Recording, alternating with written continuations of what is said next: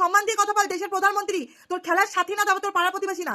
বুঝতে পারছেন? একটা জিনিস লক্ষ্য করেছেন, পশ্চিমবাংলাতে কিছু কিছু ভালো মুসলিম যারা আছে তাদের কিন্তু কুরবানি নিয়ে কোনো মাথা ব্যথা নেই, কারণ তারা বলেছে আমাদের কুরবানি প্রথা, আমাদের কুরবানি দিতে হবে, আমরা ছাগল দিব, পাঠা দিব, আমাদের গরু দিতে হবে, তার কোনো মানে নেই। কিন্তু কিন্তু আমাদের হিন্দুর মধ্যে কিছু কিছু মহিলা আছে, তারা মানে কুরবানি নিয়ে এত মাথা ব্যথা। আমি তাদের উদ্দেশ্যে একটা কথা বলতে চাই যে তোরা এক কাজ কর, তোরা হিন্দু থেকে মুসলিম ধর্ম গ্রহণ কর, তারপর তোরা গিয়ে কুরবানি কর, আর সব থেকে বড় কথা তোরা বাংলাদেশে চলে যা। বুঝতে পেরেছিস?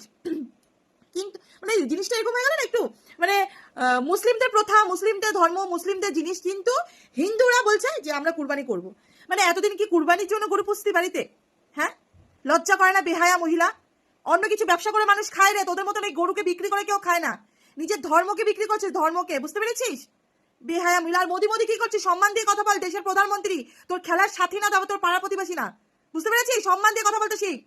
ঠাটা দুই চর মানে যতগুলো দাঁত বের করেছে সবগুলো বের করে দেবো। ফালতু মহিলা কোথাকার।